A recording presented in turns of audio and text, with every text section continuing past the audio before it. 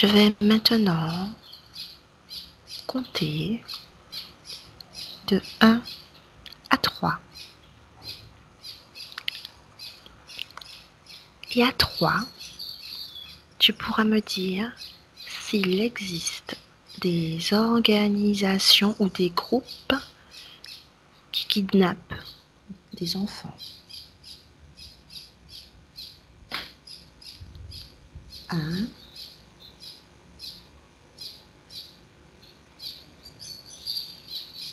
2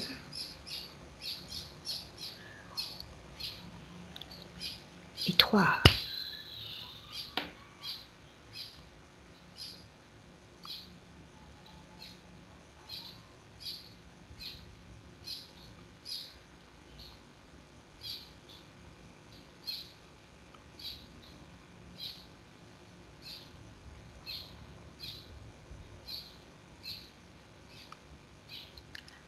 Katia, peux-tu me dire ce que tu vois?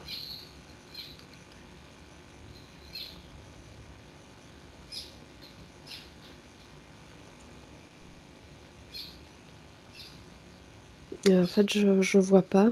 Enfin, je peux pas dire que je vois clairement. Je pressens ou je sens que oui. D'accord.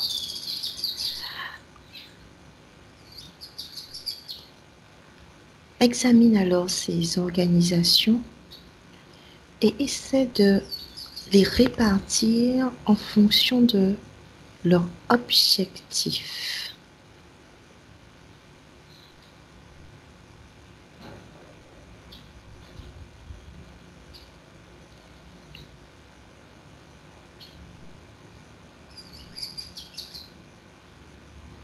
Leurs objectifs, c'est-à-dire leurs objectifs.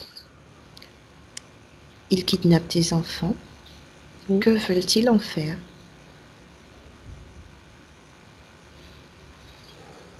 Gagner de l'argent D'accord, de toutes les façons possibles, en fait. d'accord. Cherche l'organisation la plus impressionnante et dis-moi son nom.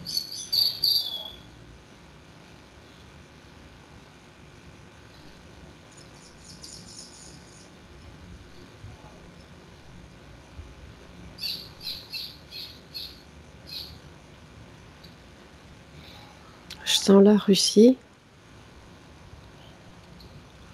Le nom, c'est Children, mais après, je sais pas s'il y a autre chose avant ou après. Je vois que Children. D'accord. Combien d'enfants peuvent être gérés par cette organisation en une année?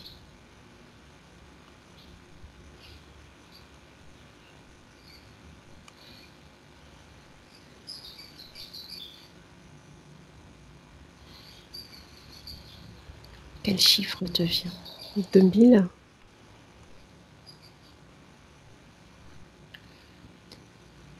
Et combien de ces enfants meurent dans ce trafic? 1000.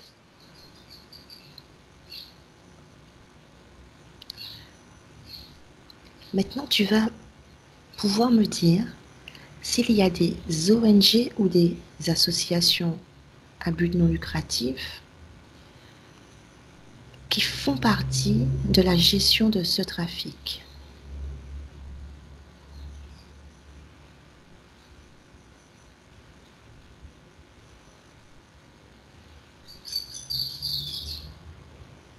Il y en a, mais tous ne savent pas, en fait, les...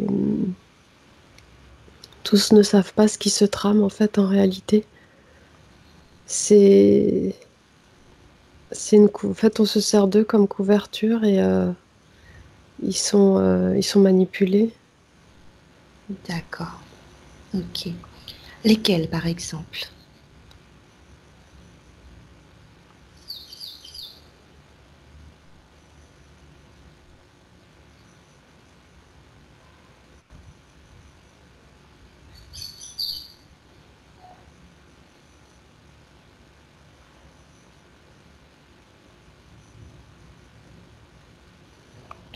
Bah, les plus grosses, parce qu'il y a beaucoup de monde. Il y a beaucoup d'échanges informels. C'est plus facile, en fait, de s'immiscer. D'accord. Peux-tu me donner une en particulier, par exemple? Je vois pas les noms.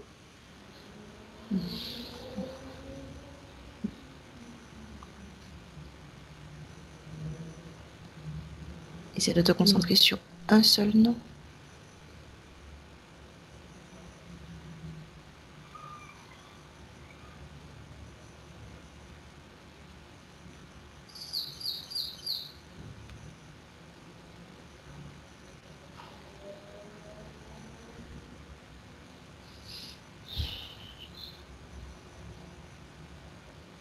Tu- Non, en fait,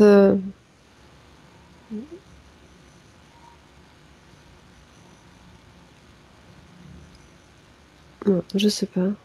D'accord. Alors, y a-t-il des pays où il y a plus de trafic d'enfants?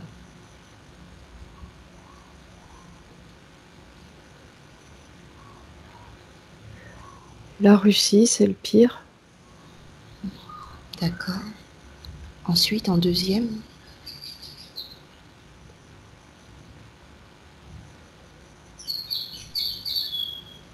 Il m'est venu les Philippines. d'accord. En troisième,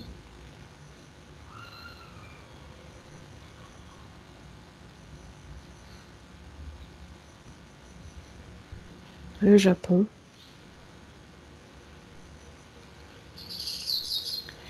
y a-t-il des chefs de gouvernement qui savent ou sont directement impliqués dans ces trafics? Est-ce qu'il y en a qui sont au courant ou il y en a qui sont carrément impliqués dans ces trafics d'enfants?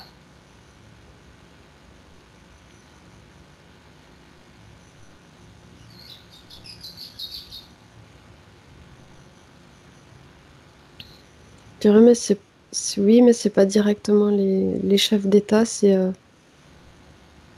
ceux qui sont un peu en dessous, D'accord, dans le gouvernement, oui. d'accord.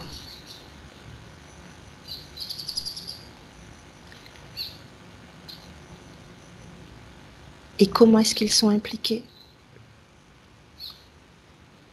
Ils ferment les yeux contre de l'argent. D'accord. Il y en a peut-être même qui profitent De quelle de... manière? Ben, en fait, on leur procure des enfants, Pour qu'ils en fassent quoi? ce qu'ils veulent.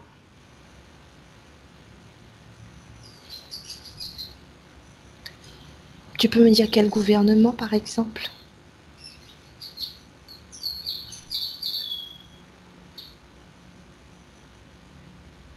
La Russie, D'accord. Mais encore? en fait, tous, hein, D'accord. de façon plus ou moins. Très bien. Maintenant, regarde sur le plan énergétique et dis-moi ce que tu vois. Quelle activité tu vois qui est liée à la traite des enfants sur le plan énergétique cette fois?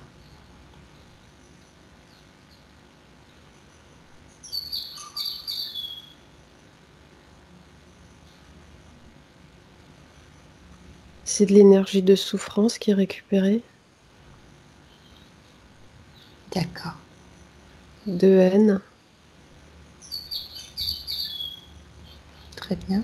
de désolation.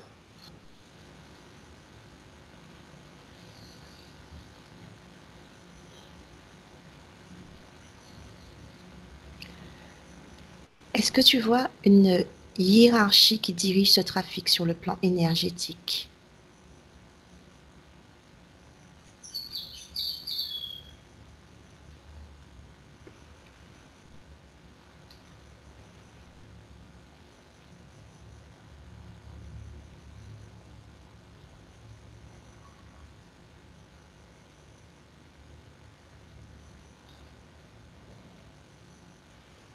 C'est des lézards.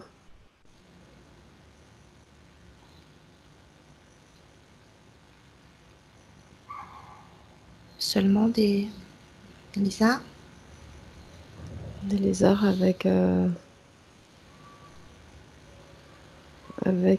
comment on dit, avec leur sous-fifre, leur main-d'œuvre, À qui quoi est-ce que... ont, en fait, ils ont le droit de se servir au passage. D'accord. Ils travaillent pour eux et en contrepartie, ils ont le droit de se nourrir. À quoi est-ce que ressemble cette main-d'œuvre?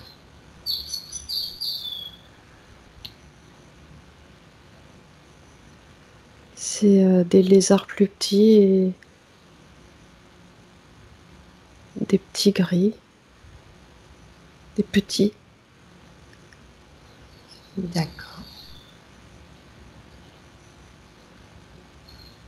Donc, tu peux me répéter la relation qui existe entre eux? En fait, c'est une caste de lézards Mhm. qui dirigent. Ils ont des sous-fifres, des boys, enfin des exécutants, qui eux-mêmes sont accompagnés de petits gris pour D'accord. récupérer ces énergies.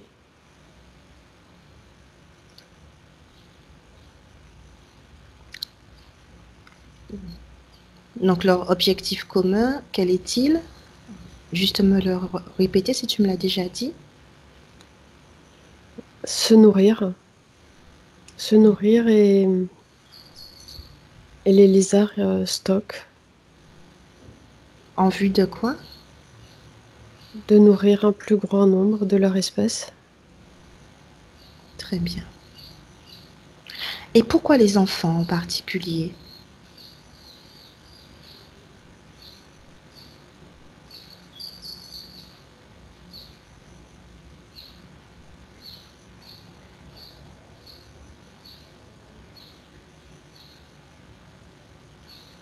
Parce qu'ils sont plus démunis, c'est plus facile.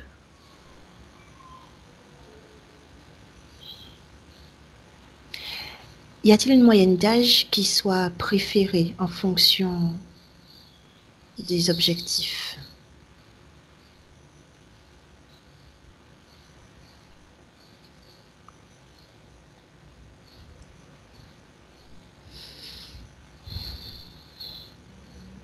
8, 10, 12 ans. Ça, c'est pourquoi? Cette tranche d'âge, c'est pour? C'est en fait l'innocence qu'ont les enfants quand ils sont tout jeunes, qui se, qui se transforme en fait en une forme de conscience, de pouvoir qu'ils pourraient avoir par rapport au sexe en fait.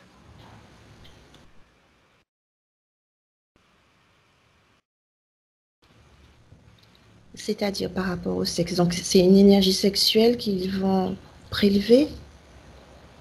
Aussi, oui. Et en fait, c'est un déroulé en fait de la conscience et l'innocence, les souffrances. Après, plus tard, ben, l'enfant grandissant prend conscience qu'il peut obtenir des choses s'il se laisse faire. Et, et il est bercé d'illusions en fait quant à la possibilité de se libérer. On peut lui le promettre et du coup il accepte. Et en fait on lui ment, on le manipule. Il accepte et qu'est-ce qui lui arrive? Il accepte et sur le plan énergétique, qu'est-ce qui lui arrive?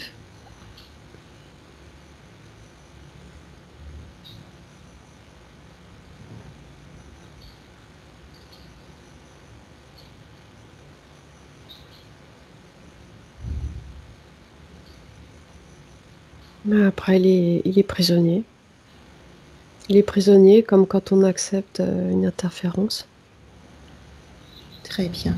Tu m'as dit 8, 10 ans. Des enfants plus jeunes sont soumis à ces trafics?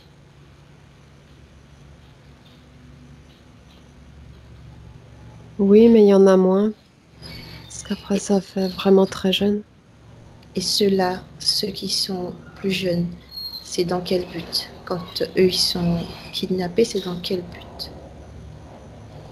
De les manipuler aussi, les faire travailler, les monter contre,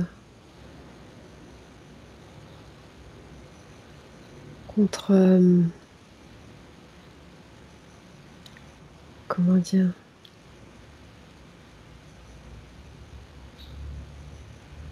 leur faire croire des choses. En fait, c'est des enfants qui sont démunis, qui sont, mm, j'ai envie de dire, presque dans la rue ou souvent dans la rue, même s'ils ont chez eux. D'accord. Je vais te poser une autre question. En juillet 2019, en Italie, dans la région de la vallée appelée Val d'Anza, le bureau du procureur de la ville de Reggio d'Émilie a ouvert une enquête sur des allégations de garde illégale d'enfants. Lors de l'enquête, le nom ange et démon a été nommé, a été donné à cette enquête. Voilà. L'avocat a publié 16 mesures de précaution judiciaire. Les personnes impliquées sont des travailleurs sociaux, des mères, des psychologues, des psychiatres et certaines familles d'accueil. Alors je reprends. En juillet 2019, il y a donc quelques mois, 3 mois environ, en Italie, dans la région de la vallée appelée Val d'Anza,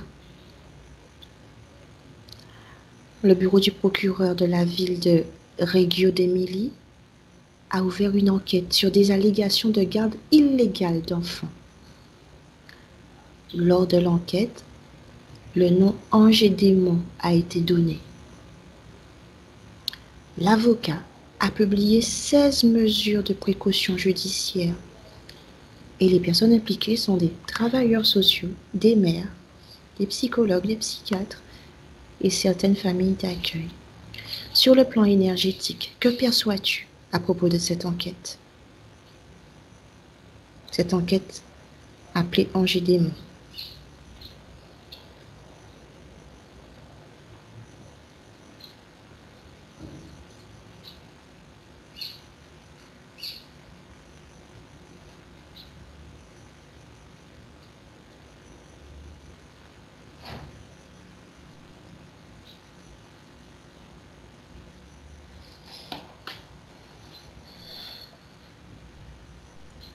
En fait, c'est comme s'il y avait au-dessus de cette région, je sais pas comment dire, une pollution énergétique qui programme ces comportements. D'accord. Comment est-ce qu'ils s'y sont pris pour cette pollution? Comment est-ce que tu arrives à la visualiser? Ou y a-t-il un support En fait, c'est dans l'air. Tu vois qui a fait ça? Qui sont les organisateurs de cette pollution sur le plan énergétique?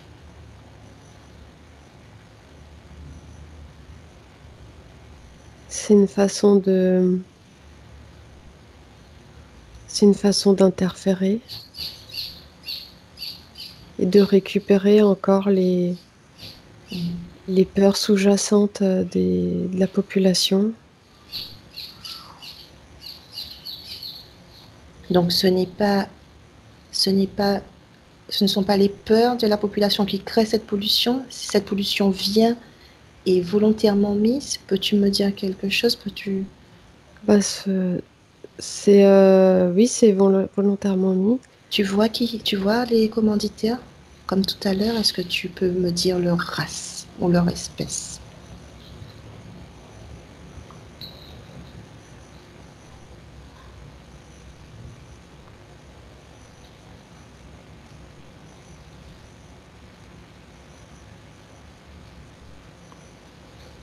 Ce qui ressort le plus fort, c'est les dragons. Et en fait, c'est comme une culture pour eux, en fait. D'accord, Et la peur des gens, l'incompréhension, en fait, ça, comme tu disais tout à l'heure, en fait, ça relance, en fait. C'est comme s'ils avaient, nous, quand on cultive, on a besoin d'arroser. Et en fait, là, ils n'ont pas besoin de revenir, ça ça s'auto-alimente. d'accord. Ils ont créé une sorte d'écosystème de la peur. Ouais, en gros, c'est ça, oui. D'accord.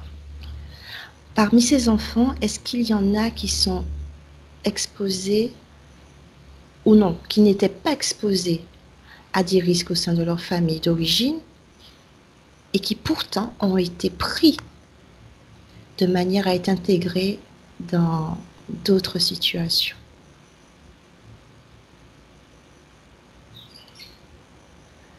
Oui. D'accord. Quelles sont les méthodes utilisées par les travailleurs sociaux et les psychologues et psychiatres avec ces enfants?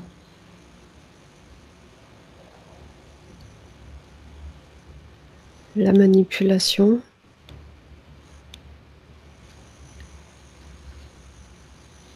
Donc regarde maintenant une séance de psychanalyse et raconte-moi ce qui se passe sur le plan physique. Comment est-ce qu'ils s'y prennent concrètement? Regarde la séance et dis-moi comment ils font avec les enfants.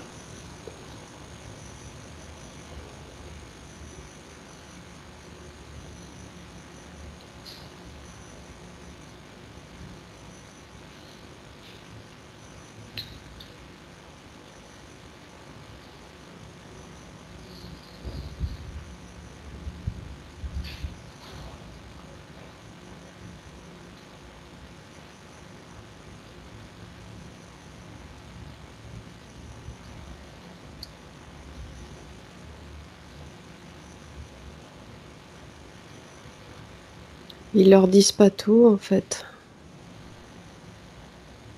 J'imagine bien. Est-ce que tu peux être dans une pièce où tu vois le psychologue ou le psychiatre avec l'enfant dans la pièce et ce qui se passe? Comment est-ce qu'il s'y prend?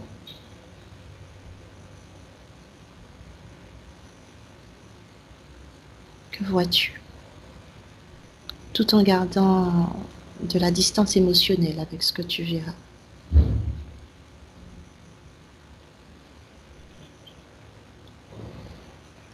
En fait, il reprend ce que l'enfant dit.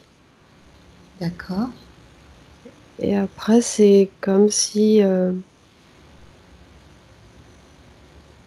j'ai envie de dire, il tapait à côté. Il va changer des mots et du coup, l'interprétation change. Et dans l'esprit de l'enfant, c'est confus après. D'accord. Ok. Très bien. Existe-t-il une expérience ou un projet mené sur l'esprit des enfants?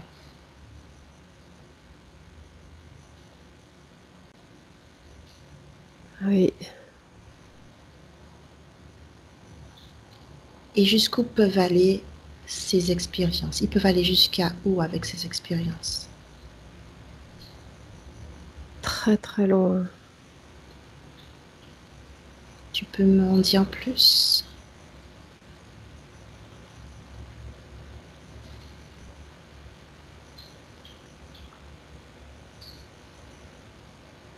C'est comme si on m'arrachait mes pensées.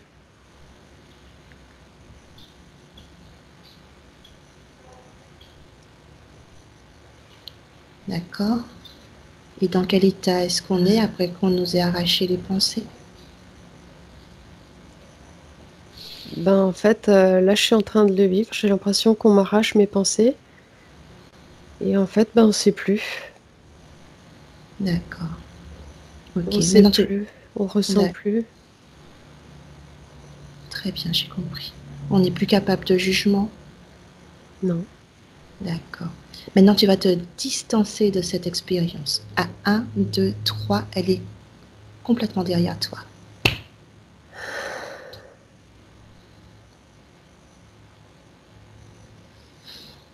Voilà. Ouais. J'ai la grosse Obs- tête encore, mais ça va mieux. D'accord, très bien. Maintenant, observe tout sur un plan énergétique. Et dis-moi ce qui est fait exactement lorsque ces enfants sont soumis à ces méthodes de psychanalyse, cette fois-ci sur le plan énergétique.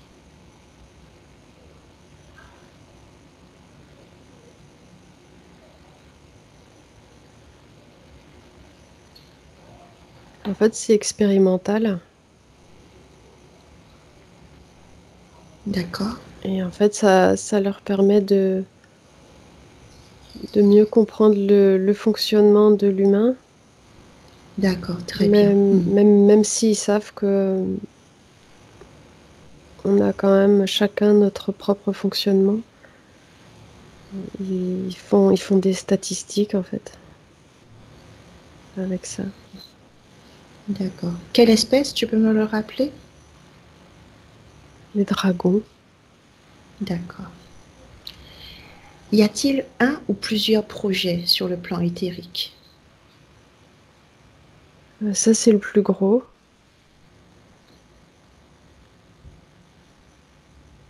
Est-ce que tu peux me dire le nom de ce projet?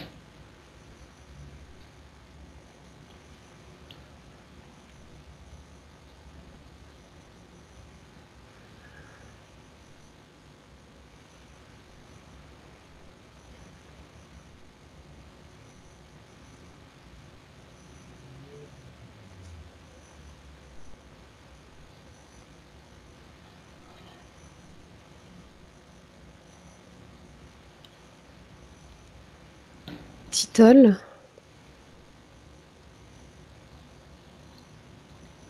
Titane, tu m'as dit. Titole. Tu peux me l'épeler? Tittle. D'accord. Par exemple, en anglais, ça donnerait title.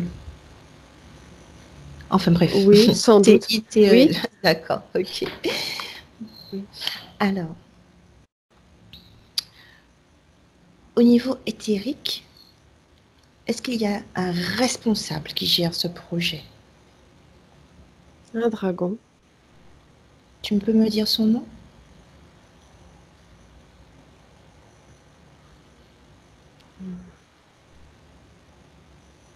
En fait, il est là, il m'oppresse. Ah bon, Il est au-dessus de moi et il est furieux. ça nous est égal. Il n'est pas du tout dans ton cadre. Toi, tu es protégé. Et tu n'as rien à voir avec cet individu. Et qu'il se calme immédiatement dans ton regard simplement. Il verra qu'il n'a aucun pouvoir. Qu'il se tienne à distance. Parce que précisément, on se contente de l'observer. Et il a de la chance. Et il se transforme en nuage. Ben voilà, il a compris. Tu as pu trouver son nom?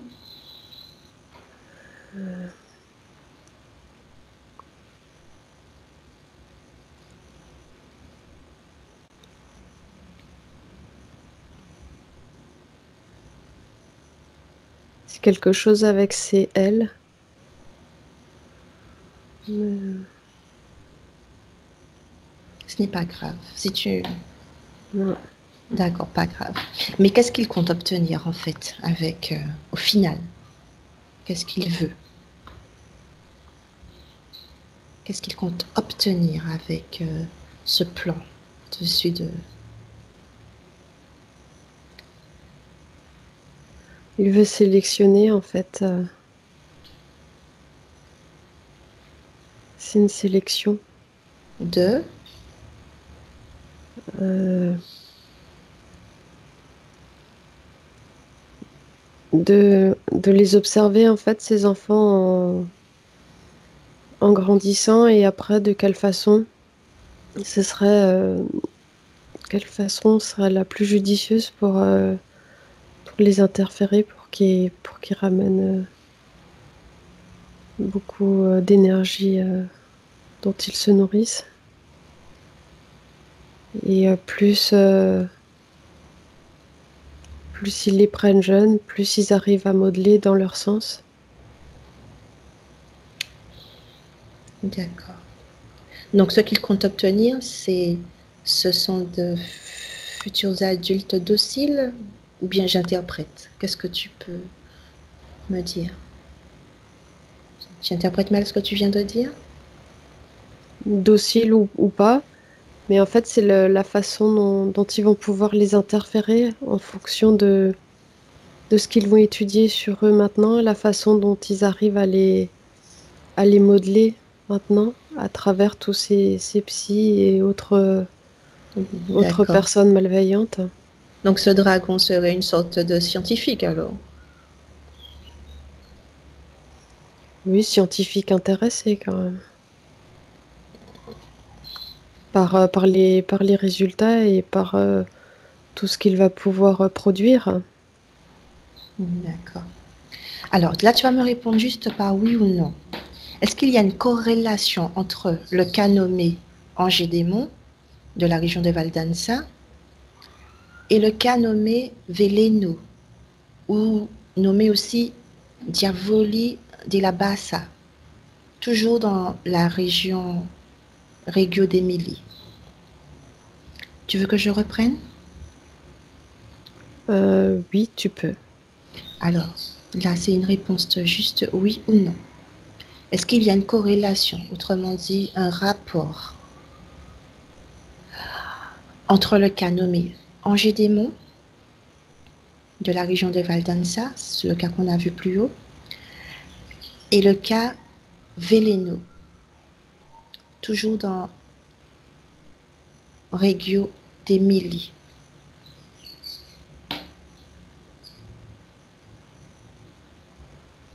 Oui.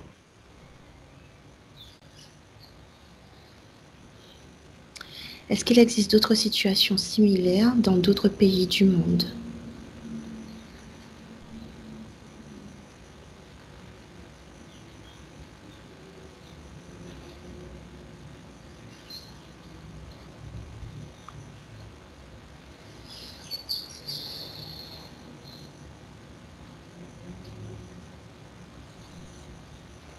Je vois pas, non. D'accord, Sans doute que oui, mais moindre. d'accord. Non, mais si tu ne vois pas, c'est Mais ouais. peut-être que non. Qui sait? C'est toi, tu dis simplement ce que tu vois. Ensuite, comme je te dis, c'est en mettant les informations que tu as données en corrélation avec celles des autres que nous pourrons tirer les meilleures réponses. Mais toi, tu dis simplement ce que tu vois. Alors, justement, quel avenir tu vois pour ces enfants?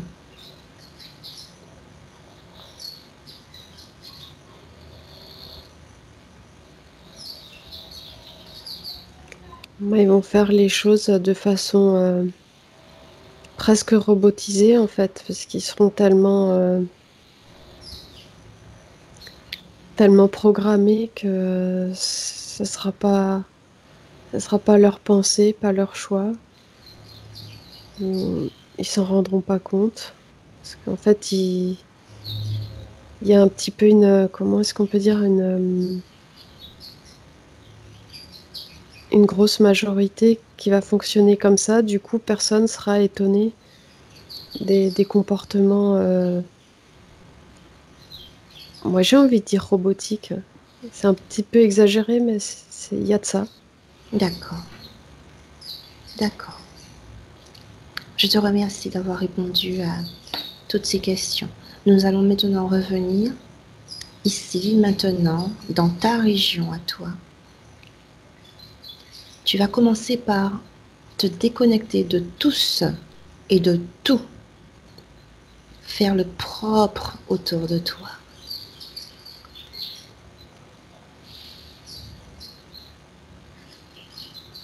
Complètement déconnecté de tout et de tous.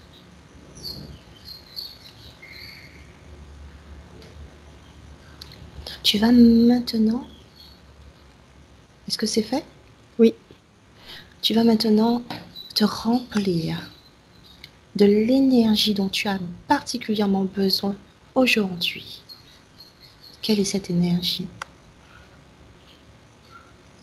La vitalité. La vitalité. De quelle couleur est-ce que tu vois cette vitalité? Orange, rose. D'accord. Cet orange, ce rose va partir de ton cœur et remplir tout ton corps progressivement. Ton cœur rempli de vitalité, rempli de orange et de rose, va dégager cette merveilleuse énergie dans ta poitrine, dans ton cou, dans tes bras, dans ton ventre, dans ta tête, dans tes jambes et va déborder ton corps. Tu vas déborder de vitalité. Une pile. Tu es une pile électrique aujourd'hui. Pile de lumière et de bonheur. Je vais maintenant compter de 1 à 3. Et à 3, tu seras parfaitement réveillé, parfaitement parmi nous. 1. Encore merci pour cette enquête. Merci de participer à ce grand mouvement de clarté. 2. Tu ressens déjà tes bras, tes jambes, des fourmillements dans les mains. Tes paupières ont déjà envie de s'ouvrir parce que tu es tellement dynamique aujourd'hui. Et 3, tu peux ouvrir les yeux. Waouh. Merci Elodie. C'est moi qui te remercie. Merci beaucoup. Voilà. Mais je vais couper l'enregistrement. À moins que tu veux dire quelque chose de ce que nous venons de ce que tu viens de voir, quelque chose que tu as vu et que tu n'as pas pu me dire. Rien de particulier, si ce n'est l'effet de surprise quant au sujet de l'enquête. D'accord. Donc, il n'y a pas pu y avoir d'autres pollutions. J'ai pas fait de recherche, c'est vraiment effet de surprise. C'est l'objectif, que nous en sachions le moins possible. Tu as vu, je suis pratiquement incapable de prononcer les mots italiens. Ouais, c'est trop bien. Voilà. Donc voilà, que nous en sachions le moins possible, que nous soyons le moins pollués possible et pour que nos réponses soient simples, pures, efficaces. Ouais, voilà. Ça a marché, j'étais surprise. Ok, d'accord, très bien. Mais je te remercie et j'arrête cet enregistrement. Bye bye. Bye bye. Benvenuto a questo nuovo video di Disclosures. Oggi parliamo della cosiddetta sessione di ipnosi investigativa. In realtà non esiste una sessione di ipnosi investigativa. Non che non si possa fare investigazione di ipnosi, però è che non esiste una sola sessione di ipnosi per dire si è fatta investigazione, per prendere quell'informazione come buona. Perché? Sappiamo intanto che l'informazione che arriva in ipnosi è molto contaminata, la percentuale di inquinamento dell'informazione è altissima. Pensate a questa informazione che viaggia per tantissime dimensioni, attraversa densità, passa per coscienze che volontariamente o involontariamente possono distorcerla e poi arriva infine alla persona che sta in ipnosi, che ha una coscienza, ha una mente, ha un'esperienza e interpreta questa informazione secondo la sua struttura mentale, secondo le sue credenze, che per quanto si possa essere più o meno liberi mentalmente, liberi pensatori, sempre c'è una parte subliminale che interpreta in base all'educazione ricevuta, alla cultura e, perché no, anche tutte le esperienze di esistenze passate che ancora lasciano un segno in noi. Per capirci, è come se dovessimo parlare con un'altra persona immersi nell'acqua, a qualche metro di distanza, cercando di utilizzare un mezzo, che è quello della corda vocale, che è fatto per produrre suoni da trasmettere nell'aria. Noi stiamo utilizzando questo strumento per far passare un'onda sonora nell'acqua o in un liquido. Chiaramente il suono viene completamente distorto, sempre ammesso che sia per il nostro corpo facile e non difficoltoso poterlo fare senza avere dei problemi come ingurgitare acqua o eccetera. Ma non solo. Supponiamo che per questo tipo di comunicazione utilizziamo anche due lingue diverse, per esempio un italiano e un russo o un giapponese. Per quanto possiamo anche interpretare il labiale, non possiamo capire quello che ci sta dicendo, perché la lingua è diversa. La lingua, diciamo, da dove parte l'informazione a dove arriva è completamente diversa, il codice, il linguaggio è diverso. Ma possiamo anche cercare di capirci attraverso i gesti, attraverso le espressioni facciali. Per quanto sia ipoteticamente facile poterlo fare sott'acqua, però non dobbiamo dimenticare che l'acqua non è l'aria e può distorcere l'immagine, ma non solo. Dobbiamo anche pensare che l'altra persona, che parla un'altra lingua, che viene da un'altra cultura, potrebbe interpretare i segnali che noi interpretiamo come X in Y. Per noi un sì è abbassare la testa dall'alto verso il basso, per esempio, sì, e il no da sinistra verso destra, no.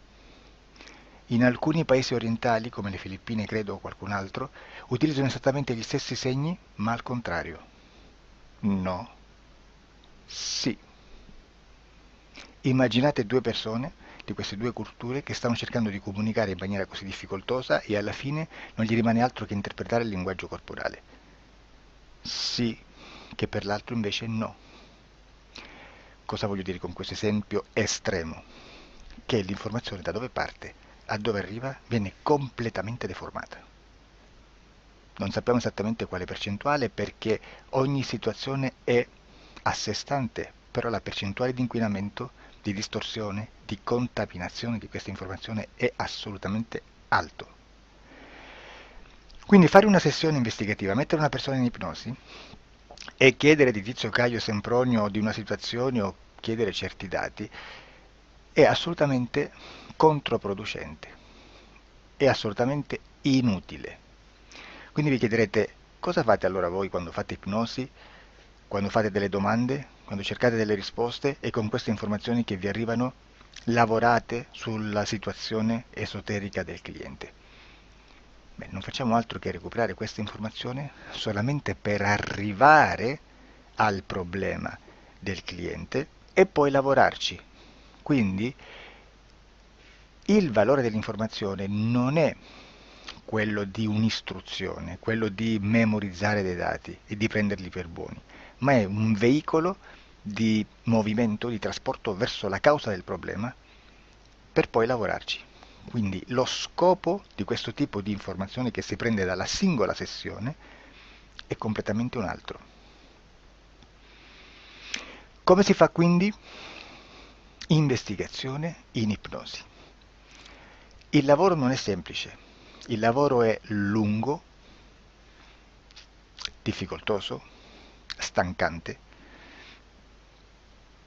È necessario farlo anche in squadra perché bisogna moltiplicare il numero di sessioni da fare e una sola persona potrebbe farlo soltanto in un tempo estremamente largo.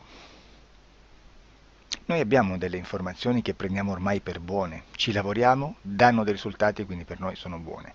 E come abbiamo fatto ad avere queste informazioni? Per esempio, come facciamo a sapere che un extraterrestre chiamato il cosiddetto grigio è più o meno alto X, poi ci sono magari quelli anche un po' più alti, ma hanno un corpo strano, hanno una pelle grigio-verde, hanno degli occhi grandi a mandorla, neri, senza una pupilla visibile, non hanno quasi bocca né naso né orecchie, hanno soltanto delle fessure, non hanno organi genitali, hanno degli arti molto più lunghi rispetto alla proporzione che potrebbe avere il corpo umano, e di solito hanno meno dita delle 5 del corpo umano, eccetera, eccetera, eccetera. O se no prendiamo un altro tipo di essere che possiamo incontrare in ipnosi, come facciamo a dire che hanno delle somiglianze con i rettili, gli animali rettili terrestri o gli invertebrati, gli insetti terrestri?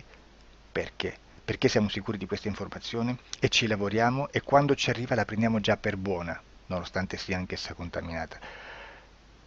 Perché queste informazioni sono arrivate da tantissime sessioni, fatte da tantissime persone, con tantissime altre persone sotto ipnosi, e che nel contesto di tutto il lavoro gli uni non sapevano degli altri. Questo dato può essere più o meno rilevante, sempre c'è contaminazione e quindi possiamo prendere per buono anche un gruppo di lavoro dove l'uno possa sapere dell'altro. Ci potrebbe essere una contaminazione del contesto di quel gruppo di lavoro, ma si aggiunge semplicemente una piccola percentuale di questa contaminazione a già la grande che esiste. Non è così impossibile lavorarci.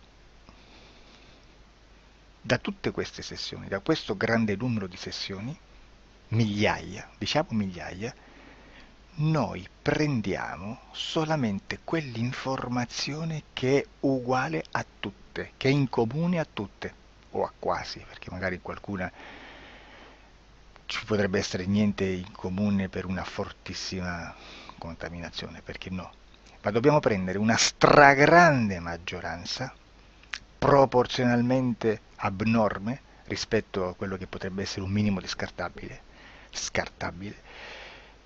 e lì possiamo prendere per buona questa informazione. Quindi se noi su 10.000 persone diverse, con operatori anche diversi, in cui in ogni sessione vediamo un essere che più o meno ha le stesse caratteristiche del grigio o dell'insettoide, a forma di mantide religiosa, o il rettile a forma di lucertola, per esempio, di serpente o di quello che sia, o se vediamo il pianeta Marte più o meno di colore rosso, o se vediamo dei sotterranei eterici, non fisici, nel sottosuolo terrestre, soprattutto sotto le grandi città, dove c'è concentrato molto potere, molta energia di questo tipo, e che più ne hai più ne metta.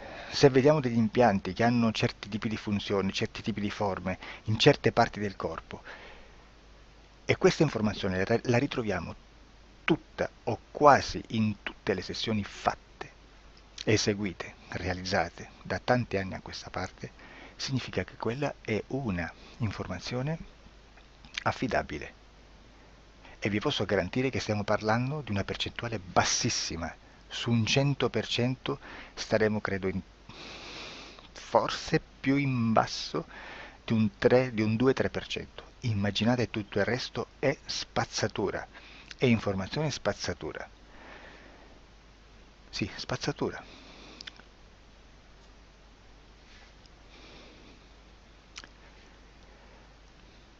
C'è anche un'altra cosa da dire. Supponiamo che un operatore faccia un'ipnosi e voglia andare a vedere cosa fa Tizio, cosa fa Caio, cosa fa Sempronio. Arrivano delle informazioni e si dice che Tizio è biondo, Caio è zoppo e Sempronio è uno sportivo. Intanto già abbiamo detto che una sessione soltanto non serve, d'accordo? Ma poi c'è da dire che una coscienza un essere in ambiente subliminale, la sua parte subliminale potrebbe non dare autorizzazione a questa fuoriuscita di informazioni. Mi potreste dire, e allora tu quando chiedi agli esseri cosa fanno, cosa non fanno? Beh, intanto la prendo sempre con le pinze perché abbiamo sempre detto che tutto è molto contaminato e mi serve solo per dirigermi da una parte. Ma c'è anche da dire che se un essere interferisce con l'altro, ha aperto un canale di comunicazione a cui non può ovviare, a meno che non lo recida, non lo annulli. Quindi quando io faccio la domanda a un essere, se lo faccio attraverso l'interferito, mi arriva l'informazione per un canale aperto che sottostà alla volontà dell'interferito. Sulla volontà dell'interferito parleremo in un prossimo video disclosures. Però, se io voglio fare un'investigazione sopra Tizio, Caio e Sempronio che non hanno nessun collegamento, nessuna interazione e nessuna interferenza con il soggetto con cui io sto realizzando l'ipnosi, non è detto che mi arrivi questa informazione. Assolutamente. Potrebbe esserci completamente un muro. Come potrebbe esserci informazioni perché quell'altra parte potrebbe autorizzare comunque. Ma non è detto.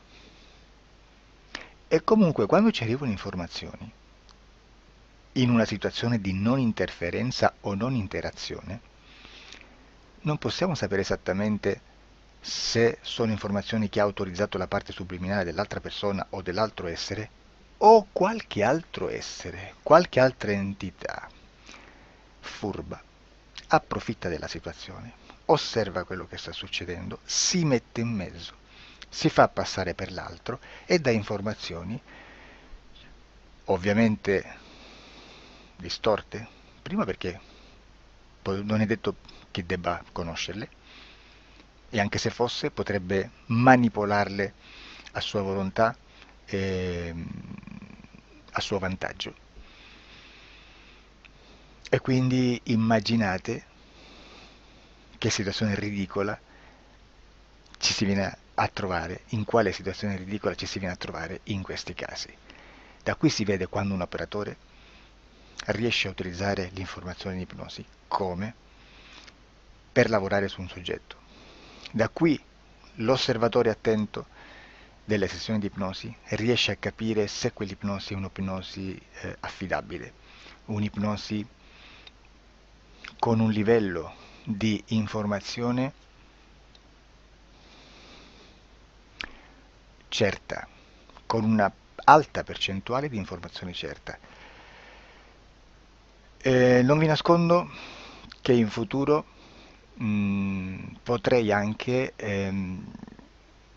impostare un lavoro per decifrare che livello di certezza di informazione c'è in un'ipnosi, analizzandola e spiegando il perché, spiegando i meccanismi di analisi di un'informazione in ipnosi,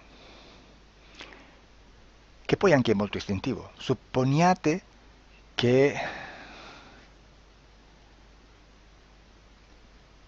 che dobbiamo cercare un'informazione su internet, per esempio un fatto di cronaca.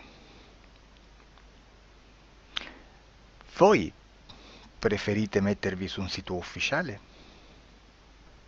A caso. L'ANSA in Italia, ADN Kronos, qualche telegiornale che per quanto possano manipolare l'informazione ad alti livelli, comunque possiamo dare affidabile la fonte dell'informazione che viene trasmessa. Non possono trasmettere una bufala sicuramente. Verrà sicuramente manipolata ad altri livelli. Ne parleremo in altri video, ma a livello base la fonte è certa. Sicuramente non andrete a cercare questa informazione sul primo sito, il primo blog che vi passa davanti e magari ha 4 followers. Perché? Perché non vi dà nessuna garanzia della certezza della fonte. Non c'è un controllo né nella struttura interna di questa agenzia di informazione, e né dal grande pubblico, che per la quantità di persone che attingono quell'informazione si può dedurre se l'informazione è certa o meno, perché è un'informazione che passa in un pubblico così vasto che se ci dovesse essere una distorsione con la realtà è molto probabile che venga fuori. Credo che abbia detto quasi tutto sulle sessioni investigative. Prima di chiudere aggiungo che proprio per questo stiamo conducendo dei cicli di investigazione in ipnosi regressiva che comprendono tante sessioni con persone diverse, con una buona o eccellente suscettibilità ipnotica sicuramente, per poter indagare su spazi ristretti su alcuni temi. Perché dico spazi ristretti? Perché se andiamo a prendere eventi grandi nel tempo, nello spazio, storici, parlare di qualcosa di molto generico implica una quantità di sessioni abnorme. Immaginate se dovessimo fare una sessione investigativa sui buchi neri, quanta informazione ci sarebbe e quante informazioni da filtrare. Sarebbe quasi impossibile farlo in questa maniera. Ma se noi riduciamo lo spazio di investigazione, se noi prendiamo per esempio, investighiamo sulla pedofilia nella Chiesa Cattolica, ecco, se già restringiamo il campo d'azione è molto più facile che possiamo attingere informazioni affidabili, presuntamente affidabili, con un numero di sessioni sicuramente alte, ma ridotte rispetto ad altri tipi di sessioni molto più generiche, su temi molto più generici. Quindi per fare anche delle investigazioni su temi molto generici bisogna suddividerli in temi, in dettagli, per poi alla fine, quando tutta l'informazione è stata filtrata ed è stata dedotta l'informazione comune, si possono mettere insieme per cominciare a costruire il quadro, mettere insieme tutti i puzzles. Questo è il vero senso dell'informazione in ipnosi, quando si fa ipnosi investigativa. La sessione per risolvere una problematica, un problema, con una presunta origine esoterica di un cliente, di una persona, è un'altra cosa, sono altri metodi, altre tecniche e l'informazione si usa in un'altra maniera, ha un altro scopo. Grazie, ci vediamo al prossimo video. Disclosure. Ciao.